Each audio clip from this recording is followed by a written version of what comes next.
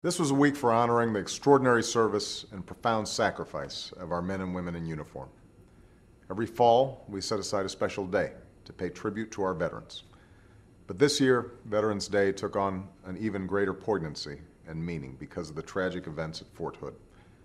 On Tuesday, I traveled there to join with the Fort Hood community, the Army, and friends and family of the victims to honor 13 of our fellow Americans who died and the dozens more who were wounded, not on some distant shore, but on a military base here at home. Every man and woman who signs up for military service does so with the full knowledge of the dangers that could come. That's part of what makes the service of our troops and veterans so extraordinary. But it's unthinkable that so many would die in a hail of gunfire on a U.S. Army base in the heart of Texas, and that a fellow service member could have pulled the trigger. There's an ongoing investigation into this terrible tragedy. That investigation will look at the motives of the alleged gunman, including his views and contacts. As I said in Fort Hood, I am confident that justice will be done, and I will insist that the full story be told. That's paramount, and I won't compromise that investigation today by discussing the details of this case.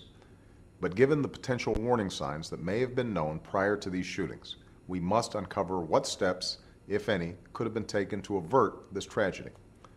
On the Thursday evening that this tragedy took place, I met in the Oval Office with Secretary of Defense Gates, the Chairman of the Joint Chiefs of Staff, Admiral Mullen, and FBI Director Mueller to review the immediate steps that were necessary to support the families and secure Fort Hood. The next morning, I met with the leadership of our military and the intelligence community and ordered them to undertake a full review of the sequence of events that led up to the shootings. The purpose of this review is clear. We must compile every piece of information that was known about the gunman, and we must learn what was done with that information.